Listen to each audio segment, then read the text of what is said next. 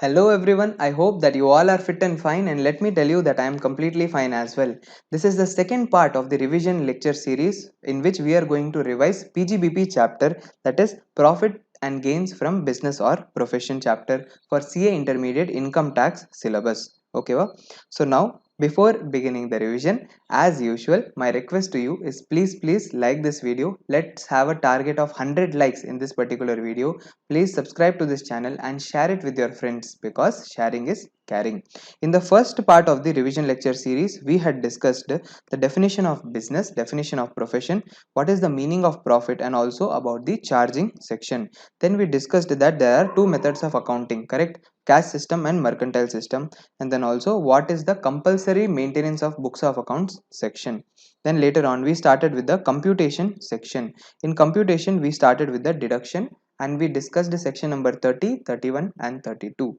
In this video we are going to discuss all the remaining deductions, then all the disallowances, deemed profits and other aspects such as change in exchange rates, tax audit and presumptive income. Fine. And then what will be left out? Speculation, 35 AD specified business, special economic zone, agricultural income and alternate minimum tax. All these special concepts will be discussed in the next part of the PGBP revision, that is part 3. So now let us start with part 2 revision without any further disturbance. Okay, firstly let us start with section number 35. Section number 35 speaks about deduction that is given on expenditure incurred on scientific research.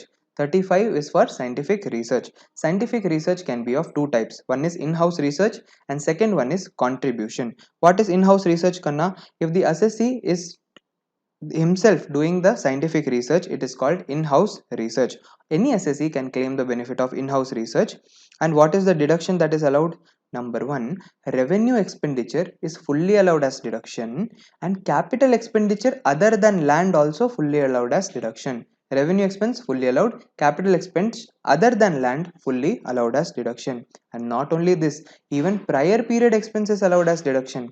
First, what is prior period? Prior period means the period till 3 years from the commencement of business. 3 years before the commencement of business period is called prior period. During this period, if the assessee incurs any revenue expenditure in the form of salary or direct material, then 100% allowed as deduction. And then even capital expenditure other than land, prior period also allowed as deduction. Now let us come to contribution. See Kanna, contribution is allowed as deduction only if the assessee is in the old tax regime. If the assessee has followed the new tax regime under section 115 BAC, then it is not allowed as deduction. Now let's come to what is the contribution. Contribution given to a notified and approved research association, university or college for scientific research or social statistical research, 100% will be allowed as deduction. Then if contribution is given to IIT, national laboratory, universities, etc., then also 100% is deduction. Then if scientific research expenditure is given to company which is registered in India with the objective of doing research, then also 100% amount is allowed as deduction. See Kana, I told you if the contribution is made, then it should be made to notified and approved research association, university or college. Now what happens if you have given the contribution and later on that approval was withdrawn? In such case still deduction will be given, because deduction cannot be denied merely because approval was withdrawn after contribution. So while making the contribution, make sure that the organization is approved. Later on it is not your problem, you can still claim the deduction. Now let us talk about sale of scientific research asset. Sale of scientific research asset. Okay, now if the scientific research asset is used in the business and then later on it is sold, then how to calculate PGBP income?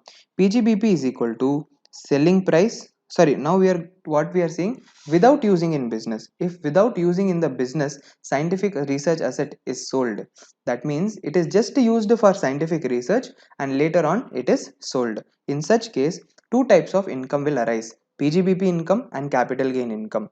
What is the PGBP income? PGBP income will be selling price or deduction that was claimed under section 35 earlier, whichever is lower, then what will be the capital gain income? Capital gain income is equal to selling price minus cost price, however capital gain will arise only if it is a positive figure. If it is a negative figure, then no capital gain.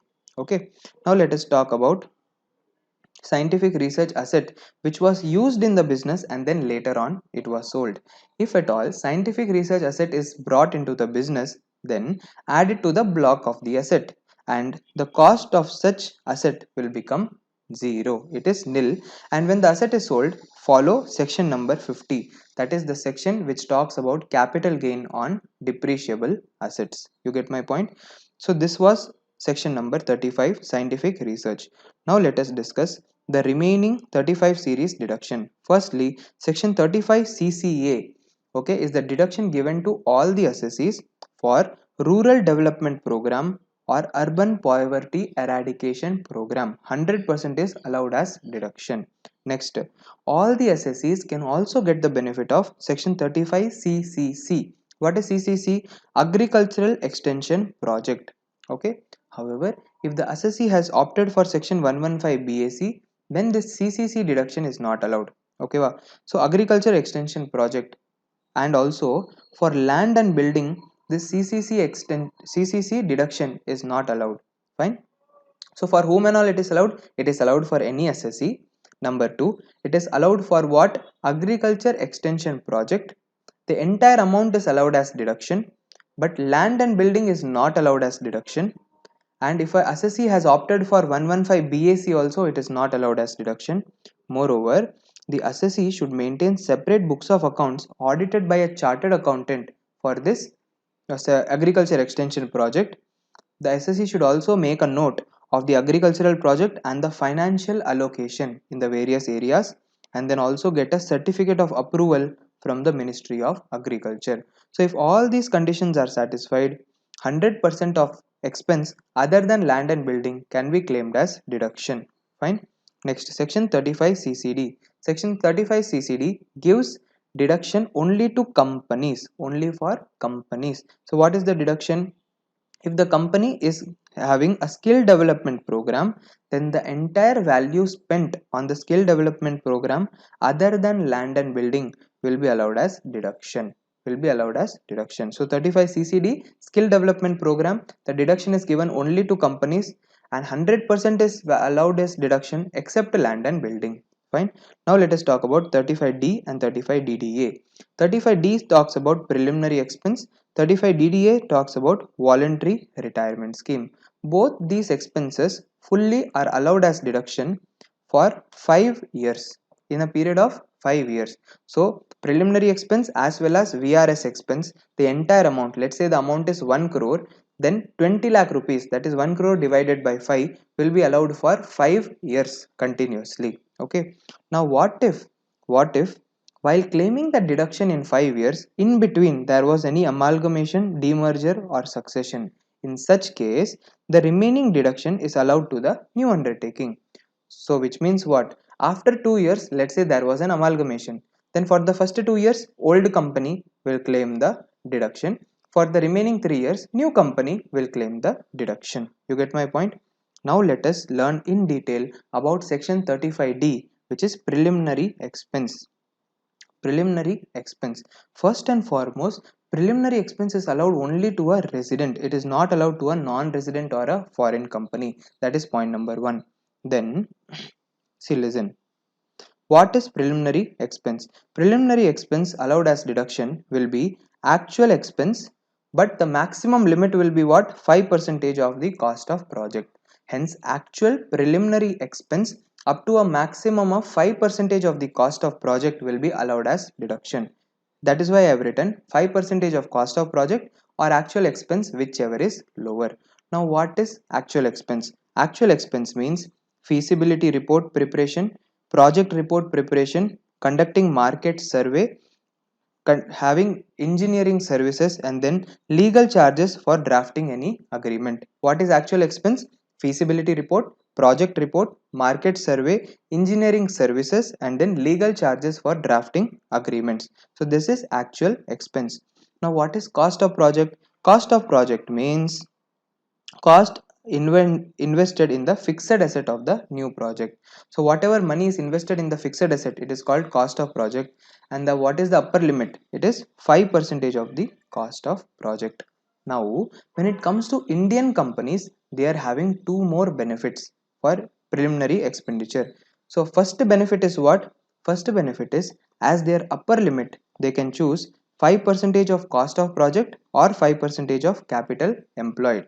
That is why I have written 5% of cost of project or 5% of capital employed, whichever is higher.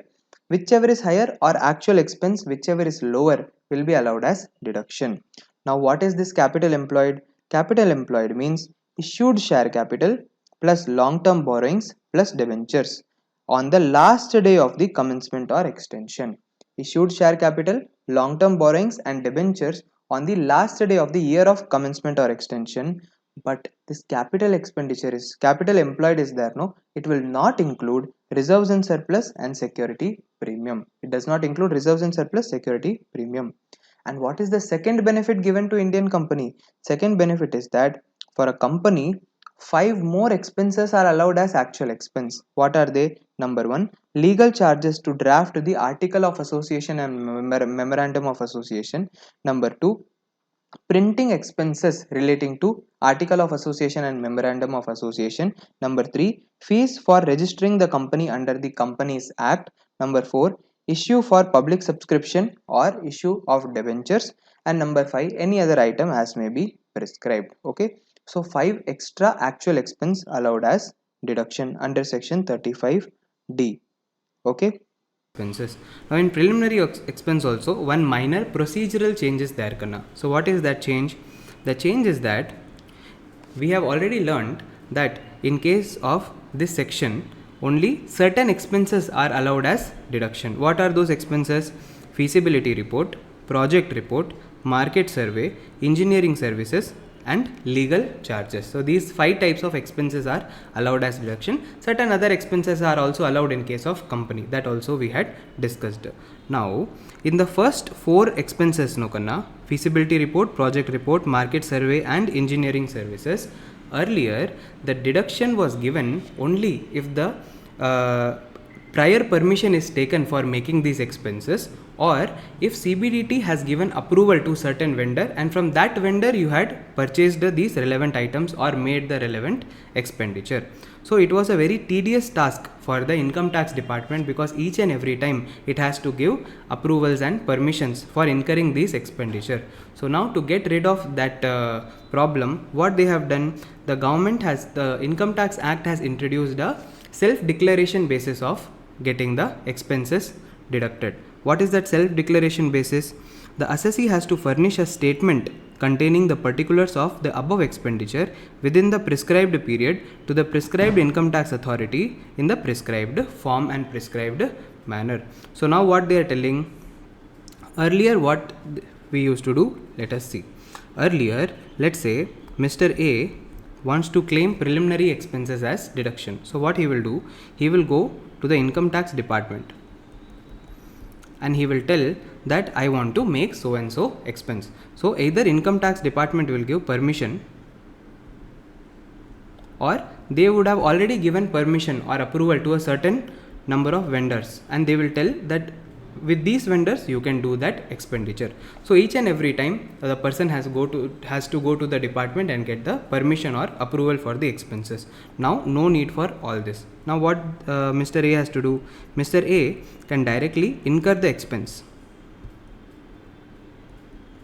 and after incurring the expense, Mr. A should submit the details. The details can be submitted in the income tax portal itself in the login, and it should be submitted at least 1 month before the due date to file the return of income. So self declaration is enough, no prior approval is necessary. Please write here within 1 month before the due date to file the return of income. So the prescribed period is what? Before 1 month before the, within 1 month before the due date to file the return of income. For what expenses karna? Feasibility report, project report, market survey and engineering services.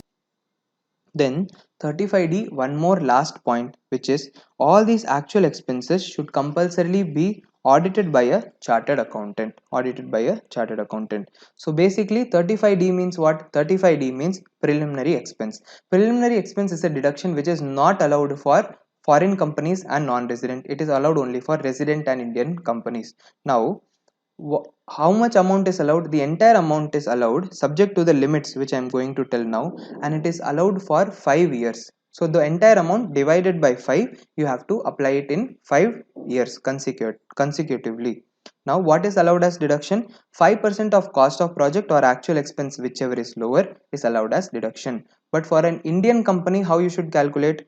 5% of cost of project or 5% capital employed, whichever is higher, or actual expense, whichever is lower, will be allowed as deduction. Now all the meanings you see yourself now. Now let's come to section number 36, which speaks about general deduction. General deduction. Firstly, let us talk about insurance premium on stock and stores. So if you have taken an insurance on stock, the premium is allowed. However, you have to make the premium you on payment basis. The premium is allowed only on payment basis. So only if you pay it during the year, it will be allowed as deduction. And now listen. Now coming to payment, let us first discuss section number 43B.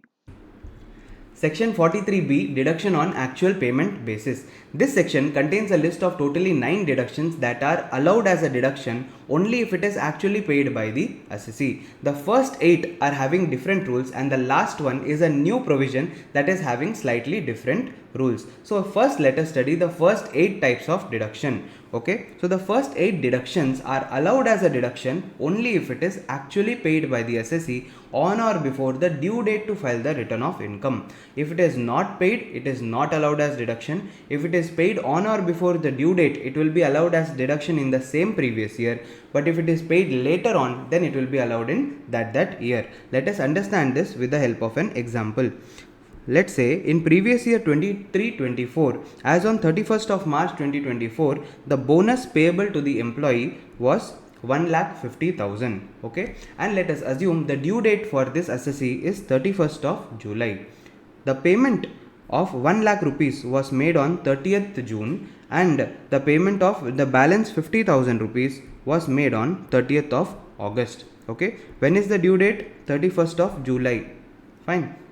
Since this payment of 1 lakh is made within the due date of filing return of income, this 1 lakh will be allowed as deduction in previous year 23-24 itself, or you can say assessment year 24-25. However, this balance 50,000 payment was made after the due date, hence this will be allowed in previous year 24-25 and assessment year 25-26. Now I hope you are able to get the point. So now let us discuss what are those different types of payments which are allowed only like this. Firstly, any tax, duty, cess or fee payable. So if there is any tax payable to the government, then it is allowed as a deduction only if it is paid on or before the due date to file the return of income. For example, you can claim STT, security transaction tax, as a deduction only if it is actually paid within the due date to file return of income. Next, there are 3 types of interest which is only allowed as deduction if it is actually paid within the due date. First is interest to scheduled bank or cooperative bank. Number 2, interest to public financial institutions like State Financial Corporation or State Industrial Investment Corporation. And number 3, interest to notified classes of NBFCs. So not all the NBFCs are covered here, only the NBFCs that are notified by the government are covered here. If it is notified, it will be given in the question, so don't worry. So 3 types of interest are covered in this section. Only if this interest is actually paid on or before the due date to file return of income, it will be allowed as deduction. And one special point is also there about this interest. See here Kanna, if this interest is not paid and is later converted to loan, the unpaid interest, if it is later converted to loan, then such interest will be allowed as deduction only if that loan is payable. So let me give you an example. Let's say an amount of 2 lakh rupees as interest was to be paid. Now this 2 lakh rupees, the assessee was not able to pay this interest, so the bank converted this 2 lakh also to a loan. Okay, now this interest of 2 lakh will be allowed as deduction only when this loan is repaid. So till this loan is repaid, this interest will not be allowed as deduction. In the year in which this loan is paid, the interest will be allowed as deduction. That is the special point. Then next 3 let us discuss. The 3 are related to employees. So what 3 deductions related to employees is allowed only if it is paid on or before the due date to file the return of income. First is bonus or commission paid to employees. Second is leave salary paid to employees. And third is employer contribution to welfare fund. For employee contribution, there is separate rules Kanna. Now we are talking only about the employer contribution. So bonus or commission, leave salary and employer contribution are allowed as deduction only if it is paid within the due date to file the return of income. Okay. Then payment made to railway authorities for reusing railway assets. It is allowed as deduction only if it is paid within the due date to file return of income. By putting this section, the central government is assuring that the Indian Railways will get their payments on time. Now last point, which is a slightly different point with slightly different rules, and it is a new provision, very important from the examination point of view. And it is sum payable to MSME, that is micro or small enterprise, not medium enterprise, only micro or small enterprise beyond the time limit as per MSMED Act. Okay, so the first 8 points that we discussed are allowed as deduction if it is actually paid on or before the due date to file return of income. However, these payments to micro or small enterprise will be allowed as deduction only if it is paid within the due date that is specified in the MSMED Act. Okay, so the assessee has to make the payment as per the due date of the MSMED Act. If it is paid within the due date, it is allowed as deduction. If it is not paid, it will not be allowed as deduction. If it is paid late, then it will be allowed in that year. Okay. So now first let us discuss what is micro and what is small enterprise. So micro and small enterprise firstly should only be manufacturers and service providers. What? Manufacturers and service providers. So traders are not included in micro and small enterprise. Next, the investment in their plant and machinery or equipment should be up to 10 crores and turnover should be up to 50 crores. Since both micro and small enterprise are covered in same provisions, that's why you just see whether the person to whom the payment is made is their investment in plant and machinery up to 10 crores and turnover is up to 50 crores. If it is covered, then the such enterprise will be covered under the micro or small enterprise and payment made to them should be within the due date specified in the MSMED Act of 2006. Now what is the due date of payment as per MSMED Act? See here, if assessee is making the payment for goods or services to a micro or small enterprise, then you should see whether there is an agreement or no agreement. If there is agreement, then the payment should be made within the date as per the agreement or 45 days, whichever is earlier. Date as per agreement or 45 days, whichever is earlier. And if there is no agreement, then the payment should be made within the 15 days time period. Okay, and from when should you start counting this number of days? You should start counting the days from the date of acceptance of goods or services or deemed acceptance of goods or services. Okay, so this is the MSMED Act provision. The first 8 are allowed as deduction only if it is paid within the due date to file the return of income, but the payment to micro or small enterprise who are manufacturer or service provider whose turnover should be within 50 crores and investment in plant and machinery should be within 10 crores, then the payment should be made within the time limit specified in the MSMED Act, which is 15 days or date of agreement or 45 days as the case may be. If the payment is made within the time limit, then amount is allowed as deduction. If payment is not made within the time limit, then if it is allowed as deduction in the year in which the payment is made. That is why I told you. Let me give you one small example. Let's say there is no agreement and the date on which the goods are accepted is 1st of January 2024. So in such case, the 15-day period will end within 15th of January 2024. Let's say the payment is made on 17th of January 2024. So is this payment within the due date as per MSMED Act? Answer is no. It is beyond the due date. However, the payment is made within 23-24 itself. That is why it will be allowed as deduction in 23-24. But what if the same payment is made on 1st of April 2024. In such case, it will not be allowed in 23-24, it will be allowed in 24-25. If you need more clarity on this section, please visit the amendment lecture that I have uploaded for May 2024 examination. There I have explained it in a crystal clear format, but since this is a revision lecture, I am completing this quickly. Now let us discuss section number 36. See, first point is what? Insurance on stock. So if insurance is taken on stock, the premium will be allowed, but only on payment basis. See, here I have written payment basis. Payment basis means what? It should be paid within that year itself.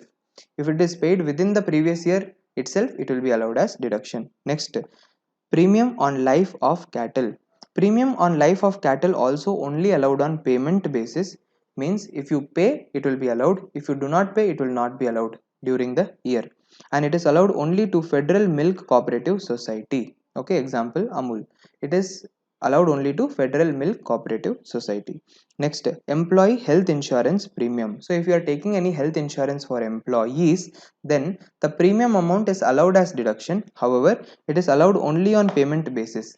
It means during the year itself you have to pay it. Fine. And it is payable, it is allowed if it is paid in any mode other than cash. So other than cash, in any mode it can be paid. Next, let us talk about salary related deductions. Number 1, bonus or commission. Bonus or commission is allowed as deduction. However, it is allowed on actual payment basis. Actual payment basis means what? Section 43B, which means that bonus or commission should be paid on or before the due date of filing return of income. Next, section number 36(1)(4), employer contribution to funds. So employer contribution is only allowed if the contribution is made to approved superannuation fund or approved gratuity fund or recognized provident fund or statutory provident fund or pension scheme under section 80 CCD. So what is allowed? Approved superannuation fund, approved gratuity fund, recognized provident fund, statutory provident fund and pension scheme under section 80 CCD. Only these are allowed as deduction to the employer. Moreover, the contribution to 80 CCD only up to a maximum of 10% of salary will be allowed as deduction. And what is salary? Salary means basic plus DA terms. Basic plus DA terms. So that is employer contribution that is allowed, and we already learned that employer contribution is allowed under section 43B on actual payment basis. It means the entire amount will be allowed as deduction only if it is paid on or before the due date to file the return of income. Okay, now let us talk about employee contribution. Employee contribution is allowed as a deduction only if it is paid on or before the due date of the respective fund. Okay, of the fund. For example, if there is a provident fund and for March month the due date is 15th of April, then only if it is paid on or before 15th of April it will be allowed as deduction. If not, it will not be allowed as deduction. Okay, next, section number 36 subsection 1 clause 3, interest. Interest on borrowings is allowed as deduction only if the borrowings is used in the business. If borrowings is not used in the business, interest is not allowed as deduction. Sir, what if the loan is taken on a depreciable asset or a fixed asset? So in such case, the interest up to the asset is put to use, you add it to the cost of the asset. After the asset is put to use, that interest you claim as a deduction under section 36. Okay, now let's talk about bad debts. Bad debts are allowed as deduction only if the bad debts have become irrecoverable, and moreover only if it was treated as an income earlier. I told you that sales would have been treated as a income earlier. That is why if the sundry debtors are becoming bad debts, then it will be allowed as deduction. However, loan given was not treated as income earlier. That is why if a loan will become bad debts, it will not be allowed as deduction. So only if it was treated as income earlier, it will be allowed. If not, it will not be allowed. Okay. Now let's talk about STT and CTT. What is STT? Security transaction tax. What is CTT? Commodity transaction tax. Both are allowed as deduction under PGBP, and they are allowed on actual payment basis because it is a tax. Tax is allowed on actual payment basis, means pay it on or before the due date to file the return of income. Okay, now be very careful. STT CTD is allowed in PGBP, but it is not allowed in capital gain. Okay, wa? Now let's talk about other deductions. Firstly, what is discount on zero coupon bonds? Discount on zero coupon bonds. So if zero coupon bonds are issued at a discount, then the discount value will be allowed proportionately as a deduction. Okay. So allowed on pro rata basis. So how to calculate the deduction? Total discount divided by total number of months, okay, of the bond into total number of months during the previous year. Total discount divided by total number of months of the bond multiplied by total number of months during the previous year. Now what is animal allowance? Animal allowance means if an animal is there, if it becomes useless or if the animal dies, in such case the actual cost incurred to buy that animal minus the selling price of the animal or the insurance claim received for the animal will be allowed as deduction. Next, promoting family planning. See, family planning is done by the individual, but promoting the family planning expense is allowed only to companies. It is allowed only to companies. If it is a revenue expenditure, fully allowed. If it is a capital expenditure, allowed in 5 equal annual installments. So this was section number 36. Now let us come to section 37. 37 tells that whatever expense is there, it is related to business, then it will be allowed. Okay. However, losses will not be allowed as deduction. Prior period expenses will not be allowed as deduction.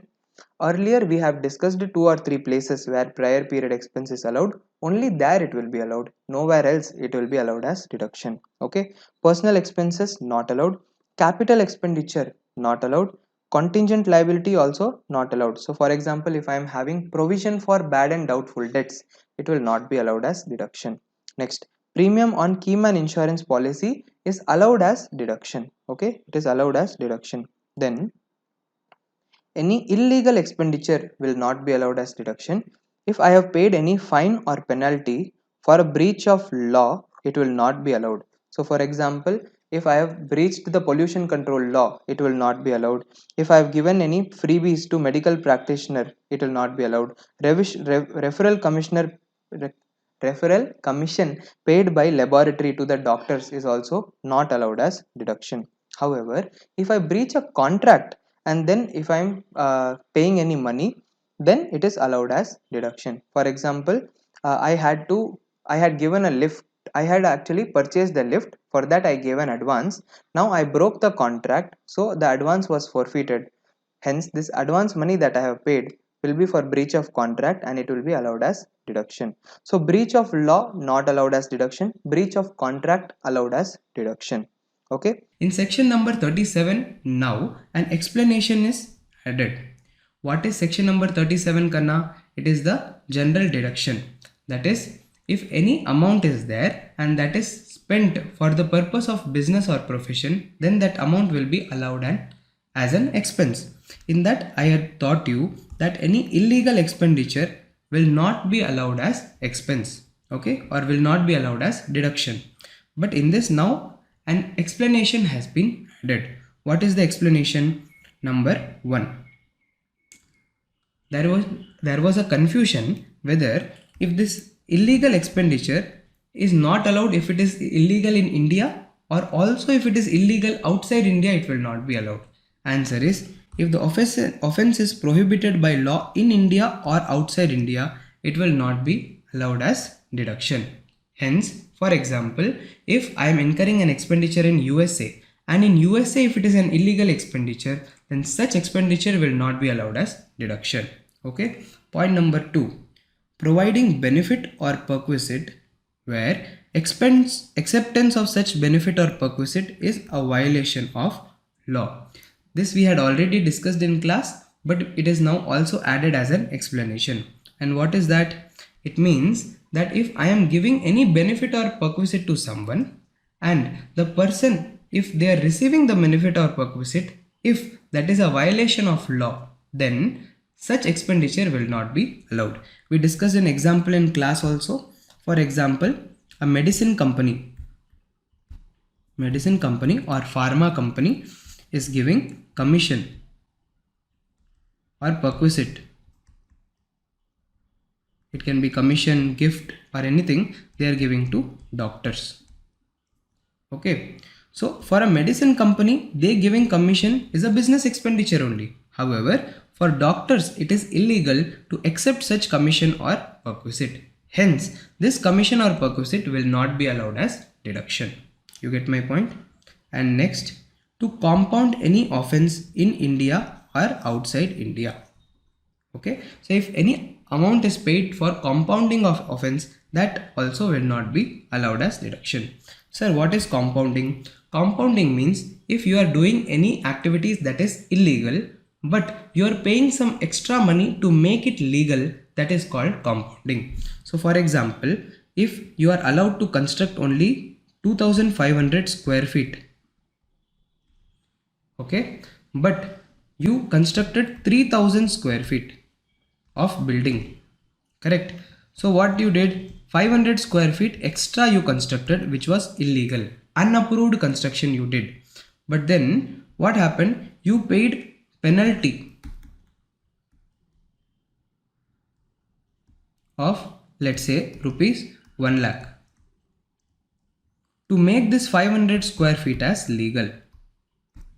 This type of transaction is called compounding.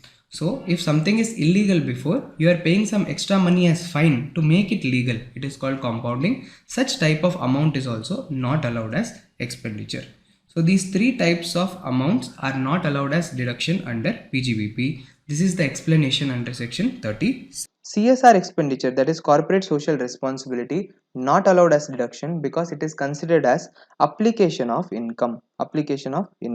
Then if contribution is made to political party, it is not allowed as deduction here. It will be allowed as deduction in the deduction chapter. Okay, wow. Then dividend paid is not allowed as deduction. Then even if any advertisement is made in the souvenir, brochure, pamphlet, newspaper, in etc. of a political party, then such advertisement expense also will not be allowed as deduction. Okay, even if it is related to the business. So now we saw till section number 37. Now let us start with the sections of disallowances. Disallowances means all the expenditure which will not be allowed as deduction. Firstly, let us discuss section 40 subsection A. Okay, so if payment is made outside India or within India to a non-resident without deducting the TDS, or the TDS is deducted but not paid within the due date to file the return of income, then in such case the amount of expenditure is fully disallowed. And similarly, if payment is made in India to a resident without deducting the TDS, or TDS is deducted but not paid within the due date to file return of income, then 30% of the expenditure is disallowed. Hence, if you are making a payment on which TDS is required to be deducted, then deduct the TDS and pay it to the government on or before due date to file the return of income. Only after that you should make payment to the person concerned. If you are not deducting the TDS or deducting but not depositing it to the government, in such case what will happen? The amount in case of non-resident receiver is fully disallowed. If you are paying to a resident, then 30% is disallowed. What if you have paid after the due date of filing return of income? In such case, in the respective year, that is in the year in which you have paid the TDS, will be allowed as deduction. And also, listen, if the payee, that is the person who is receiving the amount, has paid the taxes correctly, the payee has filed the return of income and also has given a CA certificate in which the CA has told, chartered accountant has told, that the amount has been received and the taxes have been paid correctly. In such case, if all these three conditions are satisfied, then the year in which such CA certificate is given, the amount will be allowed as deduction. So I am repeating once again, this is very important. If you are making any payment, if the assessee is making any payment on which TDS is required to be deducted, okay, in such case if the assessee has not deducted the TDS or not deducted but not deposited to the government within the due date to file the return of income, Then if the payment is made to a non-resident, entire amount not allowed as deduction. If payment is made to a resident, then 30% is not allowed as deduction. Okay. However, if it is paid in the later years, then it will be allowed as a deduction in the later years. Similarly, if later on the person who is receiving the payment has paid the taxes correctly, has filed his return of income, and also is giving a chartered accountant certificate, in such case, in that year it will be allowed as deduction. You get my point? Next, any income tax is not allowed as deduction, or tax on PGBP or even interest on income tax is not allowed as deduction. Next, if state government undertaking is paying any money to the state government, then such money is not allowed as deduction. Then if salary is payable outside India, then for sure TDS has to be deducted. If TDS is not deducted, then the salary is not allowed as deduction. Next, if the person is paying tax on non-monetary perquisites, then it is not allowed as deduction, because it is also not considered as income in the hands of employees. Okay. Next is section 40B series. 40B series talks about 40B series talks about interest on capital and remuneration given to partners of a partnership firm. Okay. Firstly, let us talk about interest on capital. What are the three rules? Number one, interest on capital is allowed only if it is authorized by the partnership deed. Number two, only if the authorization is after the date of the deed. And then number three, maximum 12% simple interest only allowed as deduction. So what are the three things? See Kana, actual interest or interest as per partnership deed, or 12%, whichever is lower, will be allowed as deduction. You get my point? Now let us come to remuneration given to partners. Remuneration only given to working partners will be allowed as deduction. If remuneration is given to other partners like sleeping partner, dormant partner, investing partner, etc., it is not allowed as deduction. Then remuneration is only allowed if it is written in the partnership deed, and if it is authorized after the date of the deed, and only if it is within the limits that I am going to mention below. What are the limits? See, firstly, you have to find out what is the book profit. Book profit is the net profit after the interest on capital but before partner salary. After interest on capital, before partner salary. Okay. Now, for if the book profit is up to 3 lakhs, then 1,50,000 or 90% of book profit, whichever is higher, will be allowed as deduction. Okay. Maximum limit is what? If, okay. So hence, let me repeat it once again. If what is book profit? Book profit means net profit after the interest on capital but before partner salary. So now, if the book profit is up to 3 lakh rupees, then 1 lakh 50 or 90% of the book profit, whichever is higher, will be allowed as deduction.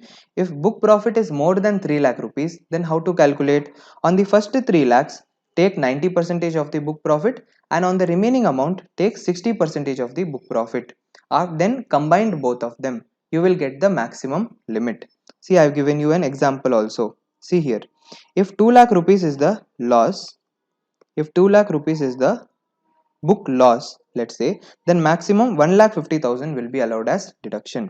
If 1 lakh rupee is the book profit, in such case 1,50,000 or 90,000, whichever is higher, hence 1,50,000 will be allowed as deduction. What if the book profit is 250? If the book profit is 2,50,000, then what will be allowed as deduction? 1,50,000 or 90%, which is 2,25,000, whichever is higher. So the answer is what? 2,25,000. Now what if the book profit is 10 lakh rupees? In such case, on the first 3 lakh take 90%, that is 2,70,000, and on the balance amount take 60%, that is 4,20,000. Then add both of them. This is upper limit. Okay. So if the partner's salary or partner remuneration is within these limits, then it is allowed. If it is above these limit, then maximum only this much will be allowed as deduction. You get my point? So this is the upper limit to claim the 40B deduction. Now let's talk about some special point. Okay. If a partner is receiving an interest in the representative capacity, or a partner or member in the representative capacity is receiving interest in the individual capacity, in such case you need not see the You need not see the limits of interest. If you're not understanding this point, no problem, forget it. We will move on to the next point. Section 40BA. Section 40BA, one second. Section 40BA tells that any payment made by an AOP or BOI to the member will be allowed as deduction. Now let's come to section 40 big A series. Section 40A subsection 2, related party transaction. If any payment is made to a related party, then unreasonable amount or excessive amount will not be allowed as deduction. Okay, hence only the reasonable amount or the fair amount will be allowed as deduction. Now who are these related party? Related party can be a relative or an associate. For an individual, the relative means spouse, brothers, sister, lineal ascendant or lineal descendant. For other than individual, for a company, relative is a director and his relatives. For a partnership firm or LLP, the relative is a partner or his relatives. For an AOP, BOI or AJP, the relative will be a member or his relatives. And then, okay, that this much only. Next, what is an associate? An associate is a concern in which a person or a relative is having substantial interest. Substantial interest means what? 20% voting power or 20% profit sharing. 20% voting power in case of companies or 20% profit sharing ratio in case of other than companies is called substantial interest. So if I am having a substantial interest, or if I am having if I am a relative, in such case any expenditure made to a listen. So if I am making any payment to a related party, or if I am making a payment to any associate, in such case, if the payment is reasonable, it will be allowed. If it is unreasonable, only the reasonable part will be allowed as deduction. Excess amount will not be allowed as deduction. Now let's come to section 40A3, which is very important.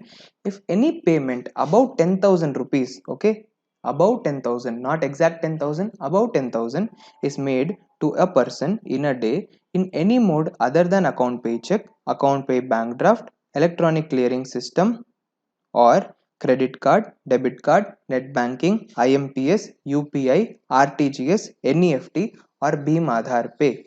So in any mode other than all these modes, then it will not be allowed as deduction. However, for the purpose of transport expense or freight expense, the limit is 35,000 and not 10,000.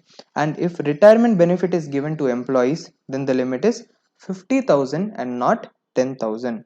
However, if a transaction is covered in Rule 6DD, then you need not see this provision at all. What is Rule 6DD? It means if any payment is made to the government or RBI or cooperative banks or primary agricultural credit society or LIC. So if payment is made to all these people, in such case you can make unauthorized payments or unprescribed payments also. So to the government, if I want, I can pay 20,000 in cash also. It is not a problem. Okay. Or to RBI also I can pay the cash. To cooperative society, etc., cooperative banks, etc., I can pay the cash, not a problem. Next, if there is an employee who is posted in a place for 15 days or more with no bank or authorized dealer or money changer, in such case also payment of more than 10,000 is allowed as deduction, even if it is other than prescribed modes. Then if I am making a payment to my agent and my agent is making a payment in all the transaction which is covered in Rule 6DD, then me giving money to my agent is also allowed as is considered as payment under Rule 6DD. Fine. Next, payment by means of. So if I am making payment by means of letter of credit, mail or telegraphic transfer, bank account to bank account transaction, bill of exchange, or even book adjustment. Book adjustment means what? I have to give you 50,000, you have to give me 40,000. So I will set off the 40,000 and balance 10,000 only I will give you. This is called book adjustment. So this is also allowed even if it is not through prescribed modes. Next, if you are making any payment to purchase agricultural produce or forest produce, animal husbandry or dairy product, poultry farming, fish or fish products, horticulture or apiculture, or manufacturing in the cottage industry without using of power. In all these cases, if you are giving money to the producer, okay, that is direct farmer or producer, in such case the amount is allowed even if it is other than prescribed modes. But what if you are paying to any other person? For example, you are buying all these products from Amazon. In such case, you have to pay only through prescribed modes. You get my point? Next, if a payment is made in a village or town where there is no banking facility, there also payment can be made in any mode other than prescribed modes. It will be allowed as deduction. Now let's come to next disallowance. Provision for gratuity is allowed only if gratuity is actually payable. So if gratuity is actually going to be paid to the employees, provision will be allowed. If not, provision will not be allowed. Next, contribution for welfare funds other than those mentioned in section 36 will not be allowed as deduction. So what are other than those? For example, contribution to unrecognized provident fund not allowed. Contribution to unapproved superannuation fund not allowed as deduction, like that. Okay. Now let's come to next provision, deemed profit. Deemed profit. What is deemed profit? There are four cases. Case number one, remission or cessation of trading liability.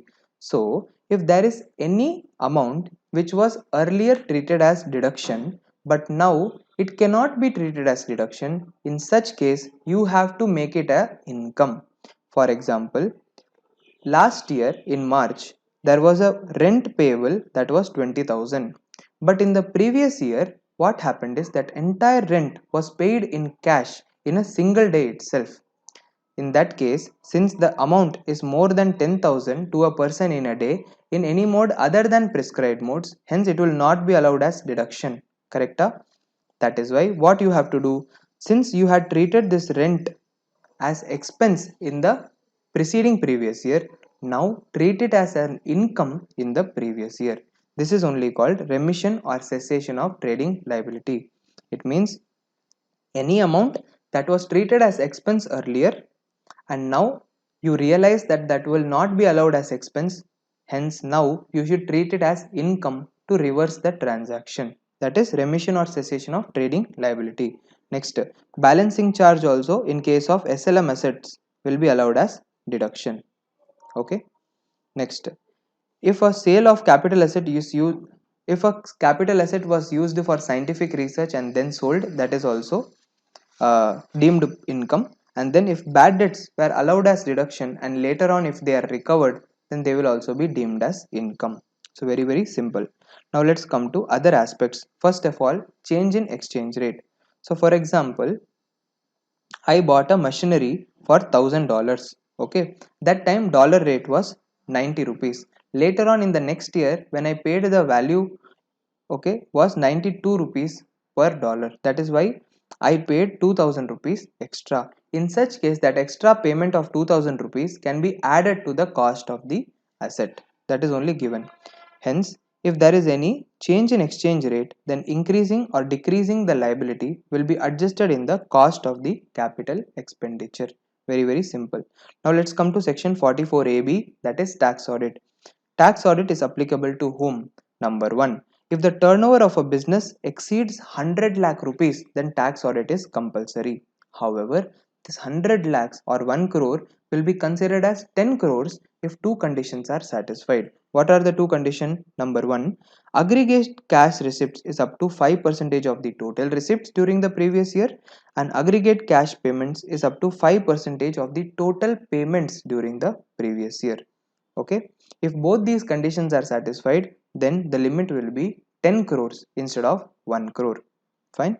Next, if gross receipts exceed 50 lakhs in case of profession, then such profession has to compulsorily get the tax audit done. Next, if the profit is lower than the presumptive income under section 44AE, 44ADA or 44AD, then also compulsorily do tax audit. Moreover, if 44AD has not been taken, okay, after taking it in the previous year, later on if 44AD has not been taken, then in such case for the next 5 years also compulsorily do tax audit. Okay. However, one relief is been given in case of 44AD and 44ADA. If the income itself is lower than the presumptive income itself is lower than basic exemption limit, then no need to do tax audit. Fine. Who will do tax audit? Answer is chartered accountant will do the tax audit.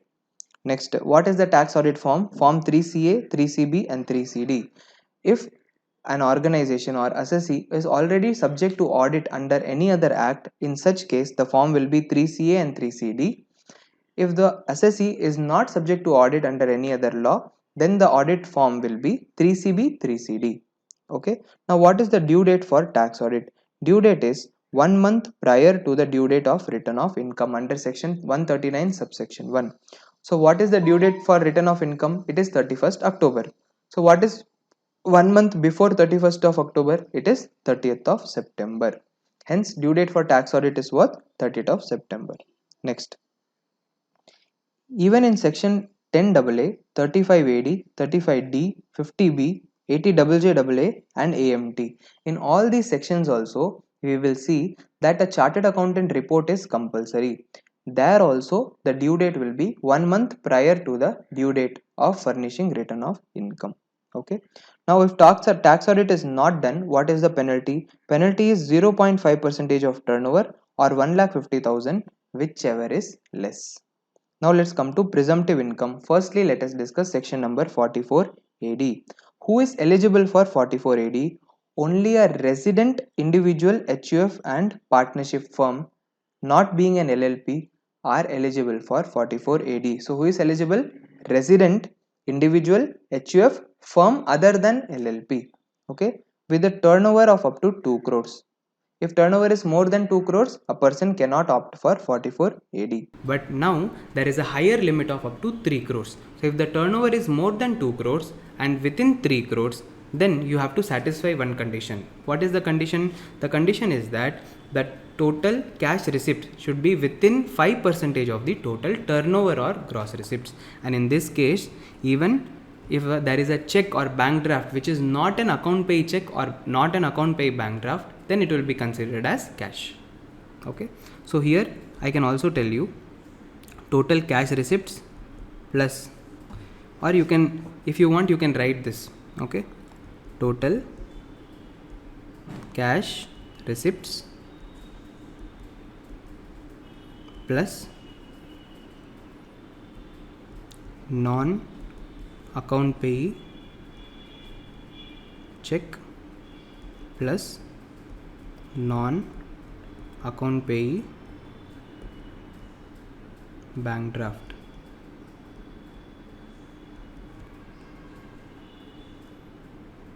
Should be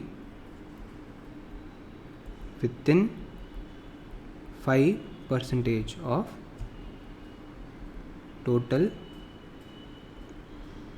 turnover or total gross receipts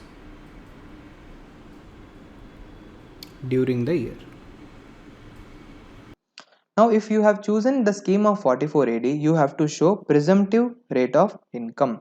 Presumptive rate means 8% in case of non-banking transaction and 6% in case of prescribed modes. So 6% in case of prescribed modes, 8% in case of other than prescribed modes. So for example, if my turnover is 1 crore 80 lakhs, okay, and if 1 crore is in prescribed modes, I will take 6% of 1 crore and balance 80 lakhs which will not be in prescribed modes, I will take 8%. Then both of them I will add together and the total value will be called presumptive income. On this presumptive income, all the deductions are deemed to be allowed. No further deduction will be allowed. It means this is only the final profit. Okay. Now, what if the actual profit is higher than the deemed income itself? In such case, show that higher profit. Okay. Higher than the presumptive income itself. In such case, show the higher profit. So, for example, let's say my presumptive income has come to 12,40,000, but actual profit is 13 lakhs. In such case, what I should show as presumptive income? Answer is 13 lakhs. If the actual profit itself is higher than the presumptive income, show the actual profit. That's what I'm trying to say. Next, all the deductions are deemed to be allowed. Okay. One second. Okay, all deductions are deemed to be allowed. No need to maintain books of accounts and audit. So if at all an assessee is choosing the presumptive income section of 44 AD, then the assessee need not maintain books of accounts. Also, assessee need not get the books of accounts audited from a chartered accountant under 44 AB. However, section 44 AD will not be applicable to number 1, the persons who are eligible for other presumptive sections, that is 44 ADA and 44 AE. So if I am eligible for 44 ADA, I cannot opt for 44 AD, or if I am eligible for 44 AE, then also I cannot opt for 44 AD. Then if any assessee is getting an income of commission or brokerage, then also 44 AD is not possible. So in the P&L account, if you are finding any commission income or brokerage income, don't choose 44 AD. Then if an assessee is engaged in agency business, he also cannot opt for 44 AD. And then last, if a person is showing lower profit for 44 AD till 5 years after such year. So what is the clause? See Karna, if 44 AD has been opted once, assessee has to compulsorily take it for 5 more years. If not, the scheme is not applicable for 5 more years. You get my point? So for example, in year 1 if I took 44 AD, then in year 2, year 3, year 4, year 5 and year 6, compulsorily I should take 44 AD again and again. If at all, I do not take it in between the year. For example, in year 5, I did not choose 44 AD. Then what will happen? Then for 5 more years, that is year 6, 7, 8, 9 and 10, compulsorily I cannot go for 44 AD. I have to get my books of accounts audited and also maintain the books of accounts compulsorily. Okay. Next, in 44 AD there is one more benefit. Advance tax need to be paid only in one installment, that is at the year end. Okay. And if 44 AD is not taken, however, if income is below the basic exemption limit, then no need to do tax audit. Okay. Now let's come to section 44 ADA, which speaks about profession. Okay. Now here also there is an amendment. Who can opt for section 44 ADA? Answer is resident individual or partnership firm other than LLP. Resident individual or partnership firm other than LLP. Hence now LLP cannot opt for 44 ADA section. Okay. In section 44 ADA also, there is a higher limit of 75 lakhs. We have learned that the limit is 50 lakhs. Now, the assessee can also claim a higher limit of 75 lakhs if the total cash receipts is within 5% of the total turnover or gross receipts. In this case, there will be only gross receipts. Who are covered under section 44 AA can choose section 44 ADA. What is 44 ADA? 44 ADA tells that show a presumptive income of 50% of the gross receipts. Okay, or such higher sum. If the actual profit is higher, then show the higher profit. If actual profit is lower, then show at least 50% as the profit. Then you can come in this 44 ADA section. After showing this presumptive income, all deductions are deemed to be allowed, means no further deduction will be allowed. If this presumptive income is chosen, then no need to maintain books of accounts, no need to do tax audit. Okay, and then even for advance tax, only one installment needs to be paid at the year end. Okay, if 44 ADA has not been chosen, what did I tell you? Tax audit is compulsory. However, if income itself is below basic exemption limit, then tax audit is not compulsory. Okay. Next, let's talk about section 44 AE. Who can opt for section 44 AE? Any person who is the owner of goods carriages up to 10 vehicles at any time during the previous year. At any time during the previous year, maximum how many vehicles I should have? 10 vehicles. Only then I can come in this section. What if during the previous year I have 11 vehicles just for one day? Even if for one day alone I am having more than 10 vehicles, I cannot come in this section. Okay, that is the first point. Now let us see how to calculate presumptive income. Number one, we have to differentiate the vehicles between heavy vehicle and not heavy vehicle. So heavy vehicle means what? A vehicle whose gross vehicle weight is more than 12 tons or 12,000 kilos. Not heavy vehicle means gross weight is up to 12 tons or 12,000 kilos. Okay. Gross vehicle weight means vehicle weight plus load weight. Now, for heavy vehicle, how to calculate the presumptive income? It is 1000 per month per ton or part of a ton of vehicle weight. For not heavy vehicle, how to calculate? It is 7000 per month per vehicle. 7000 per vehicle per month. Then after finding both of them, add both of them together, you will get the total presumptive income. Okay. Now, for this 44A, there is one more benefit. What is the benefit? The benefit is that 40B is still allowed even after the deemed income, presumptive income. So for example, if the presumptive income is 5 lakh rupees, after this 5 lakhs, I can again allow 40B. What is 40B? Interest on capital and remuneration paid by partner to the partnership firm. It can be allowed as deduction even after the presumptive income. Okay. If presumptive income is chosen, what to do? No need to account, don't need to maintain books of accounts, no need to get the tax audit done. Okay, that is the benefit. Now here be very careful. Here usage is not considered, here ownership is considered. That is why even if I am having a truck, okay, and the truck I am not using at all during the year, still I have to calculate the presumptive income for that truck. You get my point? So ownership is only important, usage is not important in this section. Okay, I hope you are clear with the presumptive income section also. So the remaining provisions we will discuss in part 3 of the PGBP revision series. So see you in the next video dear. Till then, take care. Bye bye.